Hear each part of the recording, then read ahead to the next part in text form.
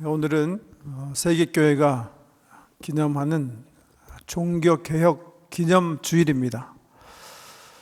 그래서 루터에 대해서 좀 말씀을 서론해 드리겠습니다. 종교개혁가 마틴 루터는 1481년 독일에서 출생하게 됩니다. 아버지가 광부였는데요.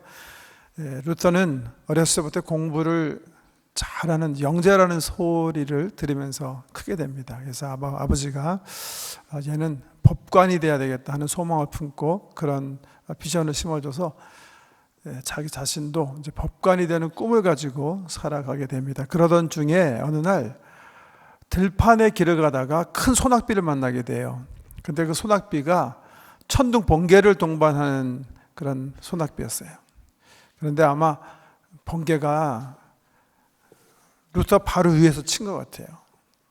그 번개에 맞았진 않지만 너무나 놀라서 땅에 그냥 엎드려졌고요.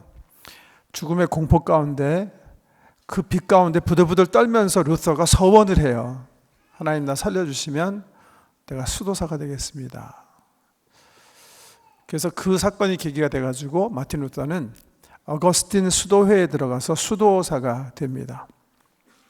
아마 루터의 어떤 영혼에는 하나님께 범한 죄에 대한 어떤 그 심한 압박감이 있었던 것 같아요.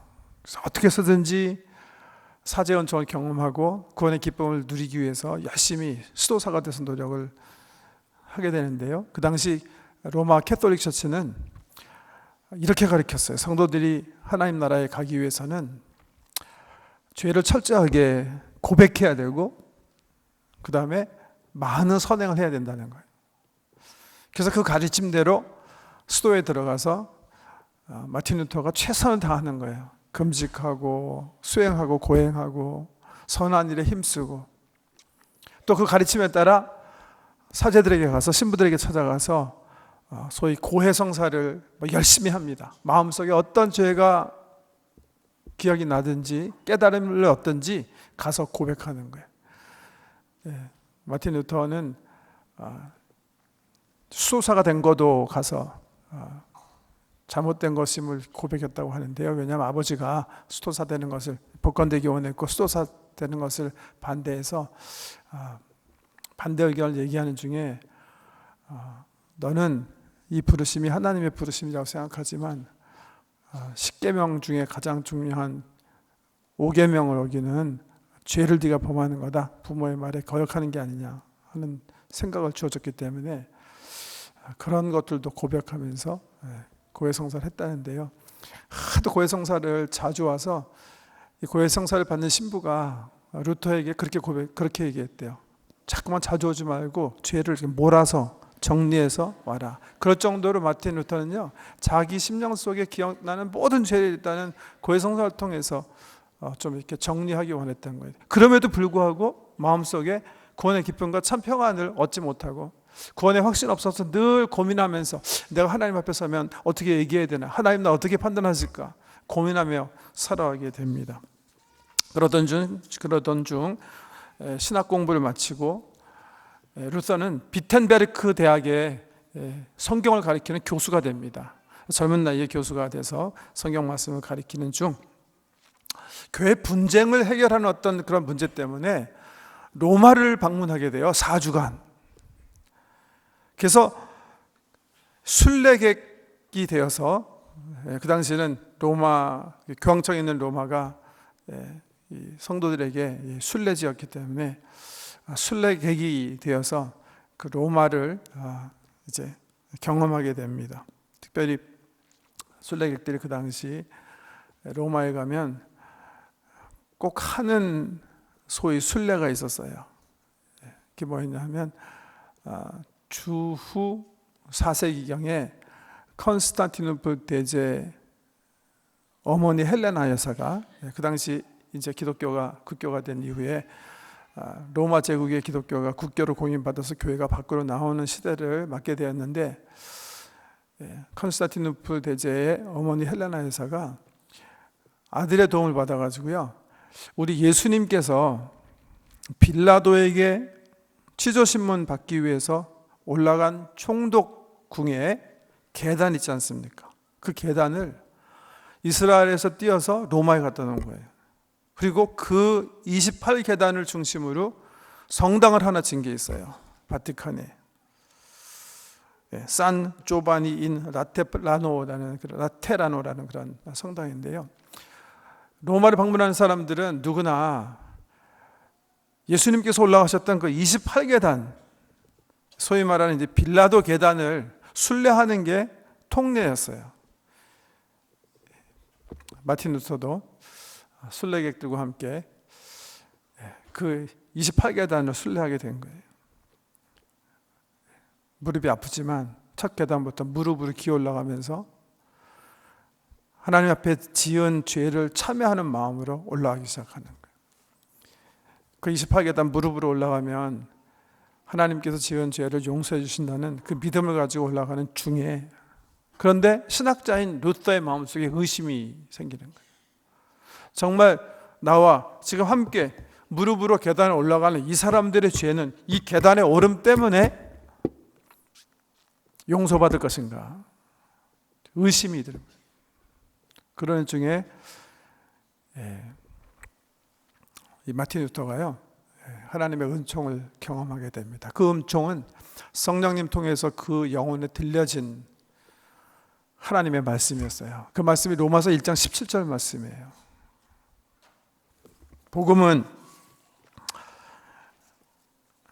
복음에는 하나님의 의가 나타나서 믿음에 이르게 하나니 기록된 바, 그러므로 의인은 믿음으로 말미암아 살리라.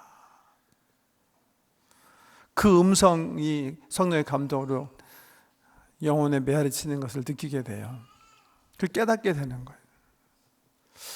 이게 내가 계단 올라가서 어렵게 되는 게 아니라 성경에 나타난 하나님의 의를 내가 믿음으로 어렵게 되는구나. 고국으로 돌아와서 더 열심히 성경을 파기 시작합니다. 성경을 연구하면 연구할수록 그 당시 로마 교회가 가리키는 가르침이 굉장히 비성서적이라는 사실을 깨닫게 돼요.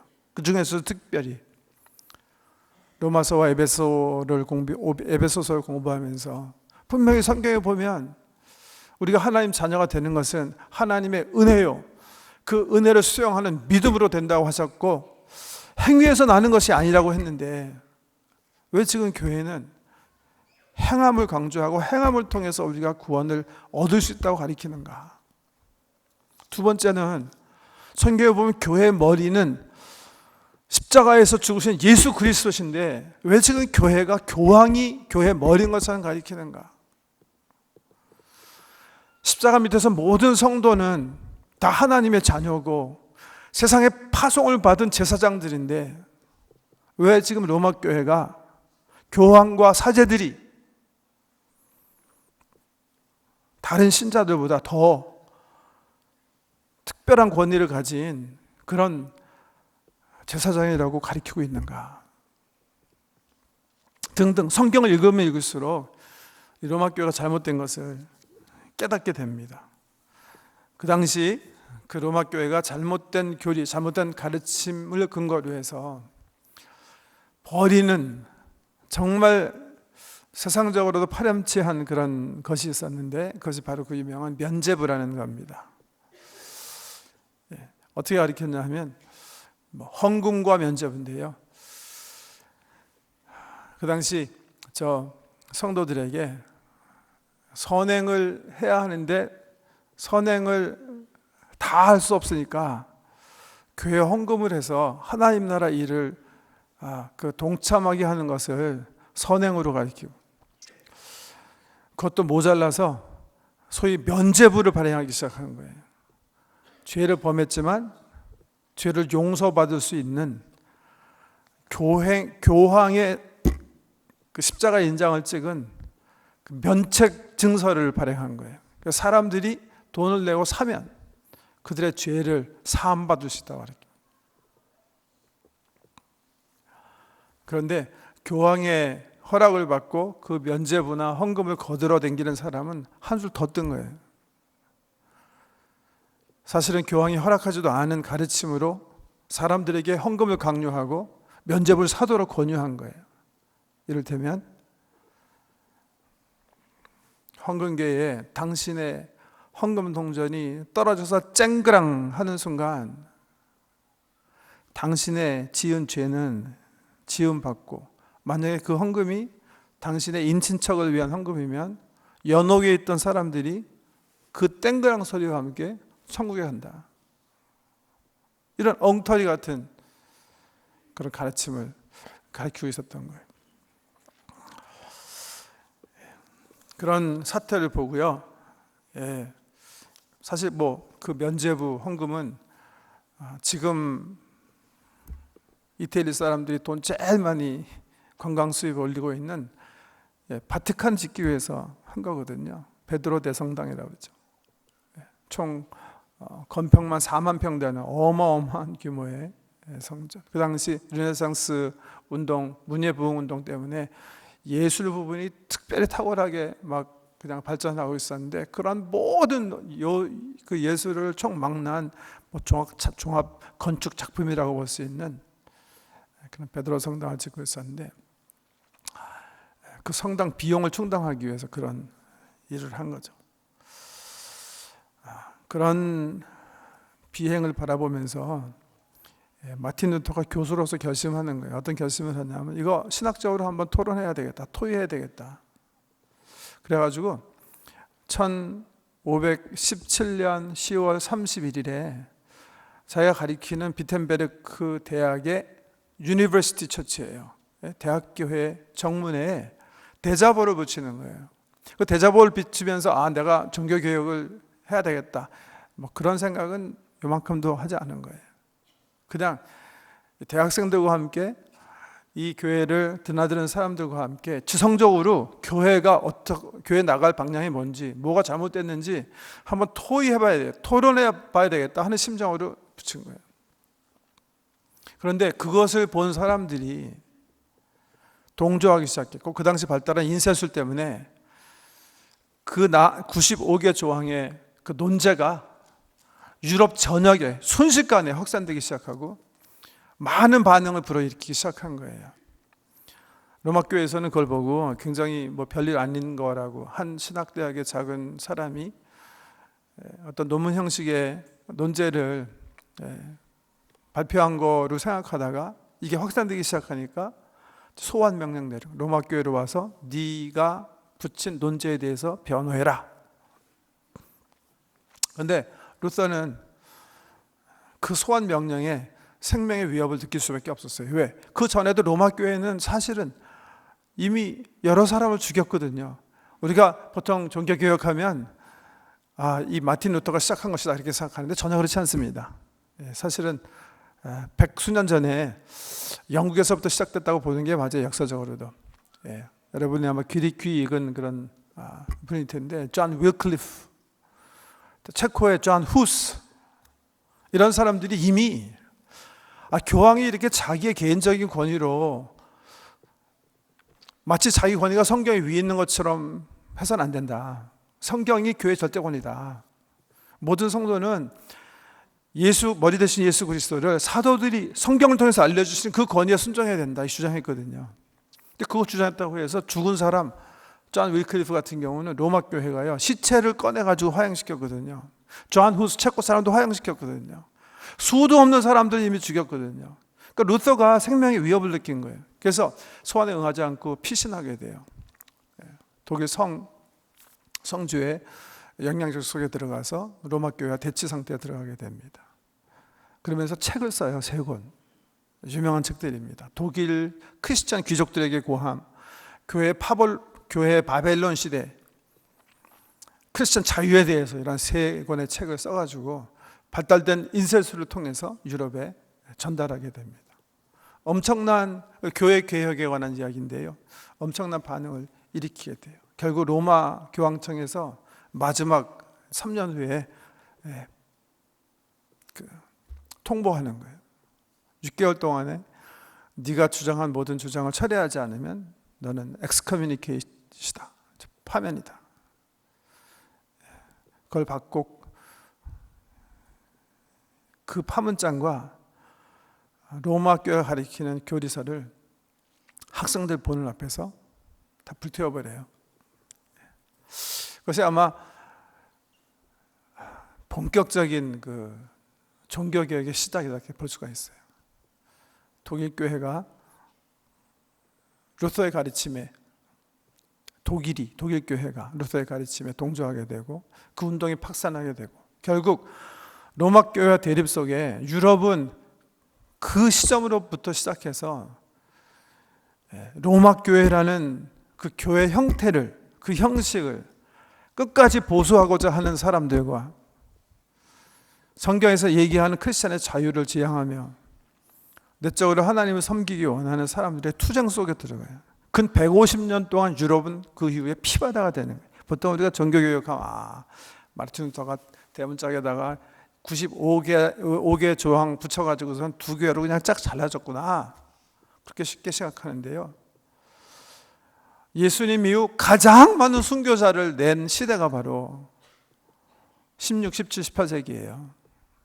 역사가들이 이 복음을 소화하기 위해서 유럽 교회가, 유럽 국가들이 전쟁하고 싸우고 서로 이단으로 정죄하고 추장하게 됐는데 그 싸운 숫자가 거의 그 복음 때문에 우리 개신교 성도님들이 죽은 숫자가 얼마 되는지 아세요? 우리 카나다 인구의 3분의 1 죽인 거예요. 10 밀리언이 죽은 거예요. 그 종교개혁 우리 내년에 그 방문한다 그러니까 이게 무슨 그 독일, 불란서, 스위스 이런 발전된 상황을 보신다고 생각하는데 피해 현장을 방문하겠다는 거예요. 우리 신앙의 선배들이 얼마나 복음을 소화하기 위해서 생명을 불사하고 화형을 당하던, 찢어 죽임을 당하던 굴하지 않고 우리 기독교인들의 참 자유를 위해서 투쟁하셨는가. 피해 역사입니다. 오늘 그 역사적인 기폭제가 되는 1517년 10월 31일 마틴 루터 목사가 대자보를 붙인 그 날을 기념하는 499주년 기념 주일이라 오늘은 특별히 마틴 루터 목사께서 종교 개혁을 단행하면서 주장한 여러 가지 신학적 이론들 가운데 굉장히 중요한 부분인 만인 제사장설, 만인 제사장 주설, All Saints Priesthood이라는 건데 우리 한국교회에서는 만인 제사장 이렇게 번역했는데 사실은 옳은 번역은 아니죠. 전신자 제사장설이라고 하는 게 옳습니다. 모든 세상 사람들 포함한 모든 사람이 제사장이라는 말은 아니고 성도된 우리 모든 사람이 제사장이다 하는 의미에서 All Saints Priesthood이라는 그런 주장인데요. 그것을 마틴 루터가 근거로 한 베드로전서 2장 말씀, 본문 말씀을 삼은 거예요. 딱이 마틴 루터가 내 이론에, 내 주장의 그 원리가 네 가지로 압축된다 그렇게 말한 적은 없어요. 그렇지만 종교개혁을 함께한 그의 후학들이, 그의 제자들이 이것이 바로 종교개혁의 3 혹은 4대 원리다 해서 얘기한 게 있는데요. 첫 번째는 그 유명한 솔라 피데, 오직 믿음으로. 그 다음에 솔라 그라티아, 오직 하나님의 은혜로. 세 번째 솔라 스크립추라예요. 오직 성경을 통해서. 우리가 하나님 자녀가 되는 것은 성경에서 가르쳐 주신 것처럼 행함을 통해서, 행위를 통해서 혹은 인격 수양을 통해서 되는 거 아니고 하나님의 은혜이고 그 은혜를 수용하는 믿음을 통해서다. 에베소서 2장 8절 이하에 확실하게 가르쳐 준 것처럼 너희가 구원받는 것은 하나님의 은혜에 의해서 믿음으로 말미암아 구원을 받았나니 이는 너희에게서 난 것이 아니요 하나님의 선물이라. 행위에서 난 것이 아니니 이는 누구든지 자랑치 못하게 하려 하심이라. 절대로 행위가 될 수가 없다. 솔라 그라티아 솔라 피데다. 하나님의 은혜, 하나님을 믿는 믿음으로만이다 주장한 거고요. 솔라 스크립추라는 예수 그리스도께서 교회 머리가 되시고 머리가 되신 그리스도의 뜻은 성경을 통해서 우리에게 전달되어지는 은총이지 사제든 교황이든 한 개인이 교회 권위가 될 수 없다는 거예요. 교회 머리는 예수시고 교회 권위는 성경에 있다. 그리고 예수 그리스도 앞에서 모든 신자들은 평등하다. 이렇게 주장한 거예요. 그런 의미에서 그 세 교리를 합한 그 마지막 네 번째 만인 제사장설, 전신자 제사장설은 이 네 가지를 어우르는, 그 당시 캐톨릭 교회가 잘못하고 있는 것을 총체적으로 비판하는 개혁주의 교회의 가장 중요한 교리다 이렇게 말하는데요.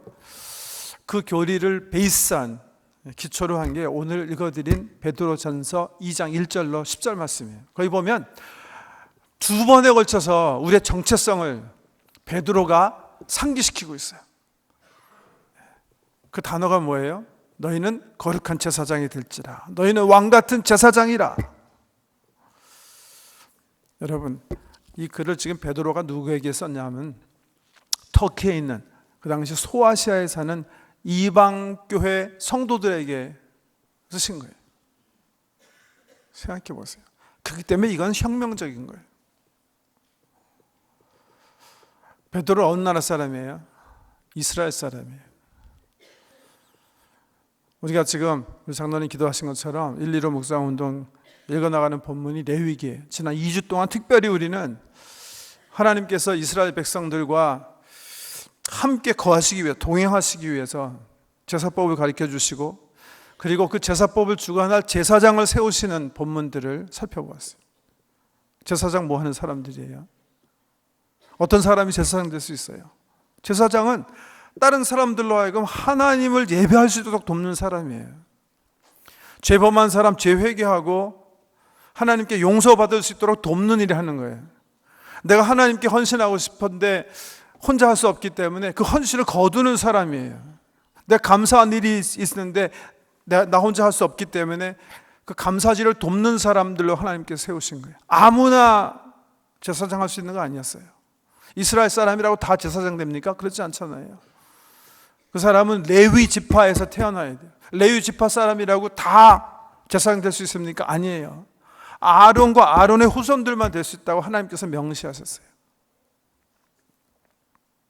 이스라엘 사람들에게 있어서 이 제사장이라는 단어, 거룩한 족속이라는 단어, 택하신 나라라는 이런 단어들은 너무나 중요한 단어예요. 지금도 이 단어 가지고 이 사람네가 자기네 민족적 정체성을 가지고 살아나가요.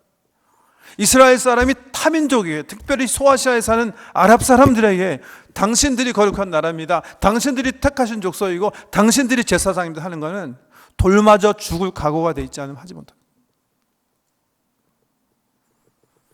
베드로는 이것 때문에 돌맞아 십자가에서 죽었을 거예요. 유대인들로서는 용납할 수 없는, 왜? 이 언어들은 출애굽기에 보면 하나님께서 출애굽한 백성들을 자기 백성으로 삼으시는 그 언약식에서 선포된 말씀이거든요. 너희가 내가 명한 이 율법을 지키면 나는 너희 하나님이 되고 너희는 내 백성이 되고.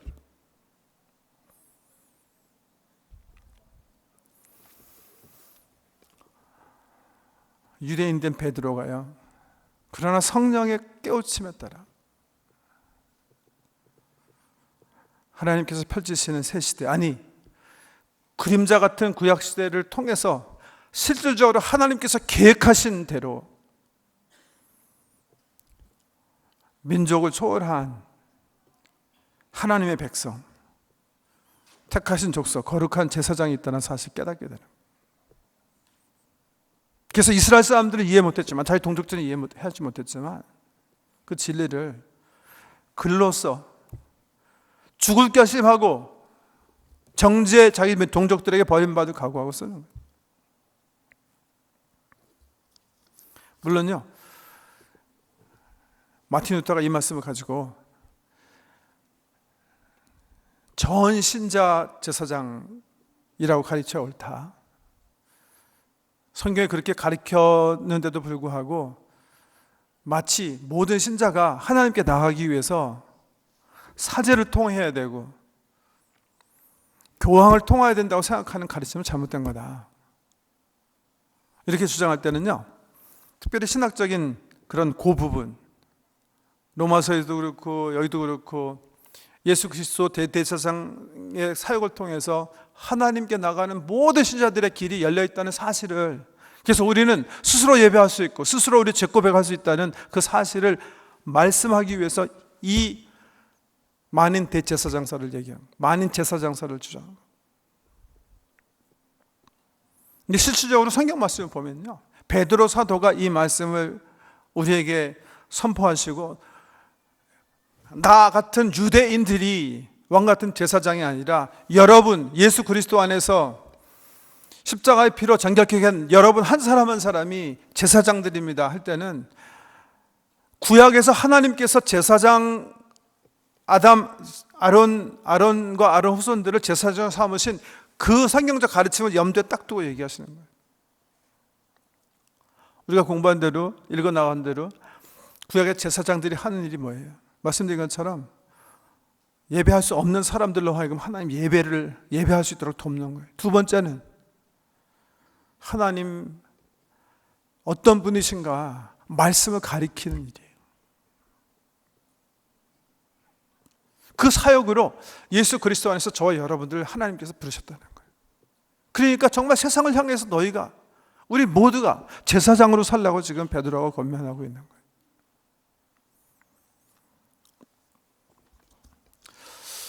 어떤 역사신학자가요, 종교개혁 이후의 교회를 비평하면서 이런 말을 한 적이 있어요.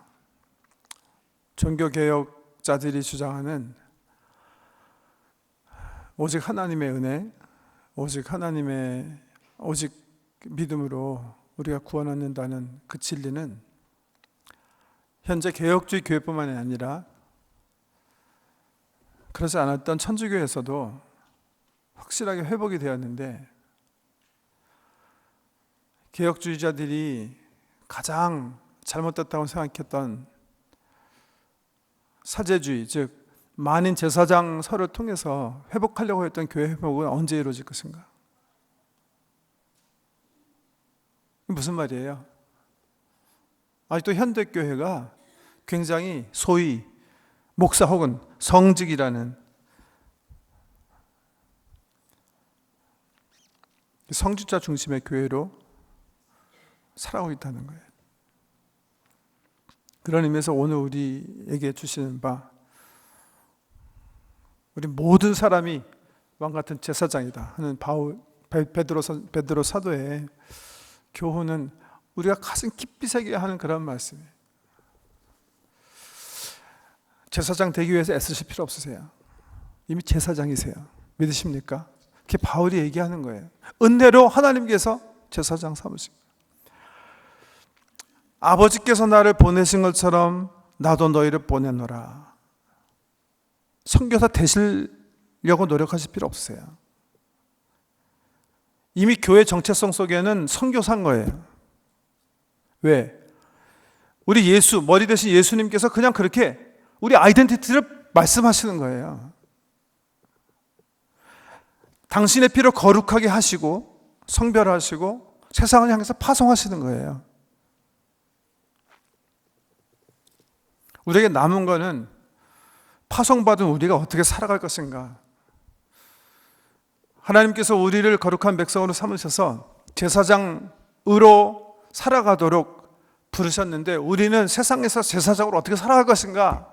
세상을 향해서 예수 그리스도께서 우리를 파송하셨으니까 세상에서 우리가 어떻게 살아갈 것인가? 베드로 전서에서 베드로도 그 점을 말씀하시는 거예요. 이방 교회를 향해서 당신들은 이미 왕이요, 왕 같은 제사장이요, 형용사 용법으로 쓰였지만 문학적 형식이고요. 이렇게 사실은 번역돼도 괜찮은 거예요. 왕이다. 당신은 예수 그리스도와 함께 왕 노릇할 왕이다. 그리고 제사장들이다. 이런 말씀인데요. 오늘 본 말씀은 이미 제사장으로 살도록 은총을 받은 하나님의 자녀들이 이미 세상으로 파송을 받은 선교사된 우리들이 어떻게 살아가야 되는 것이 마땅한지 주시는 말씀이 있어요. 기도 제목으로 삼기 위해서 본문 말씀 살피기 원합니다. 간단하게 정리해 드릴게요. 2장 1절 말씀 보세요. 첫째, 버려야 될 것 버리라고 얘기하세요. 그러므로 모든 악독과 모든 기만과 외식과 시기와 모든 비방한 말을 버려라. 왜? 제사장이니까, 너희가 선교사니까.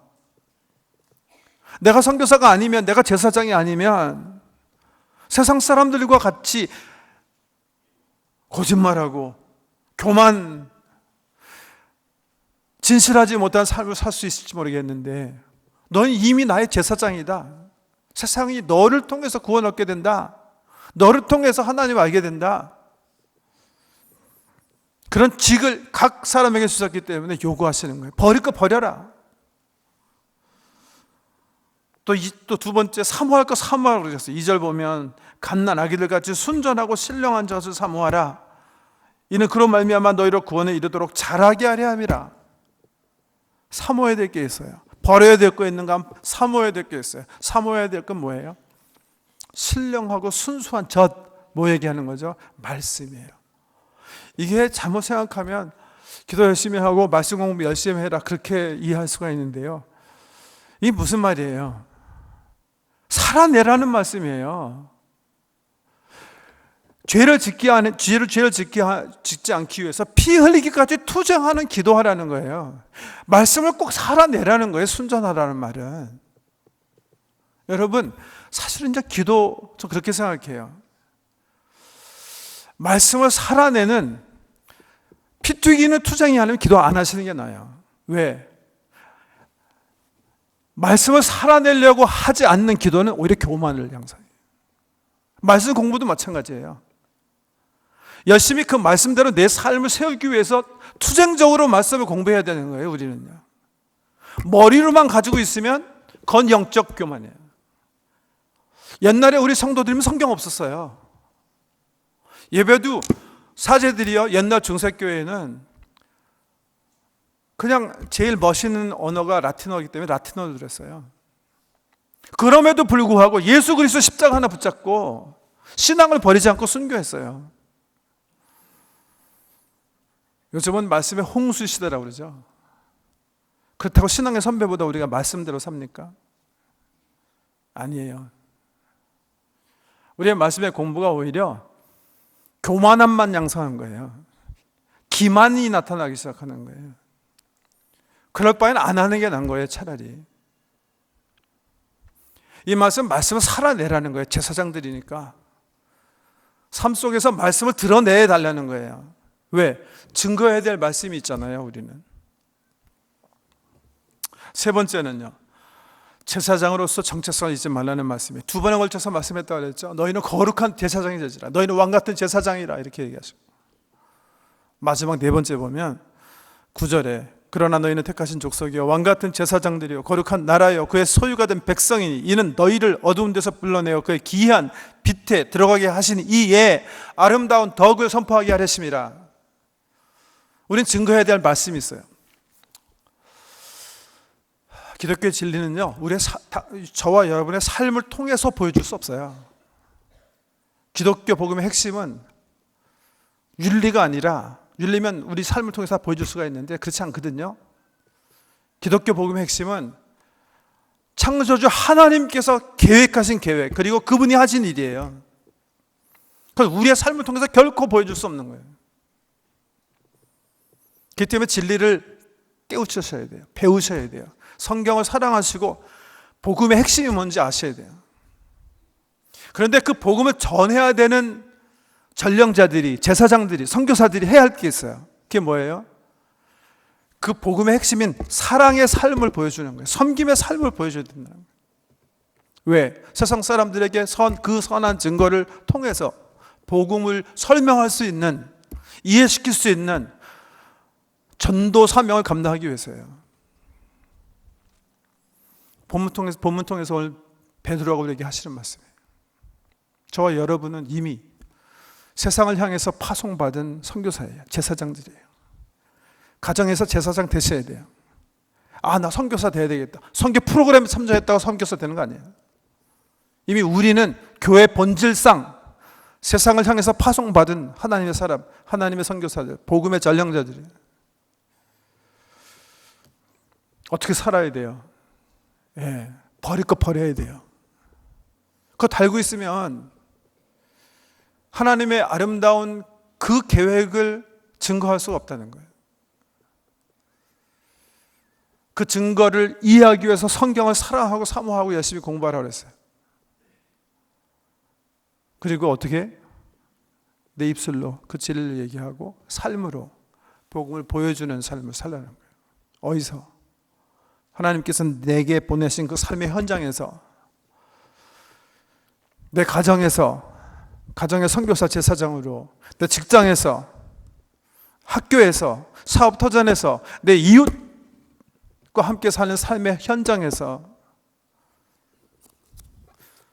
doing 미션 하기 전에 being 미셔너리로 그 현장에서 그리스도의 복음을 살아내라. 그런 은혜가 저와 여러분에게 있기를, 종교 개혁 주일, 우리의 삶을 개혁해야 하는 우리 모두에게 있기를 예수 그리스도의 이름으로 축복합니다.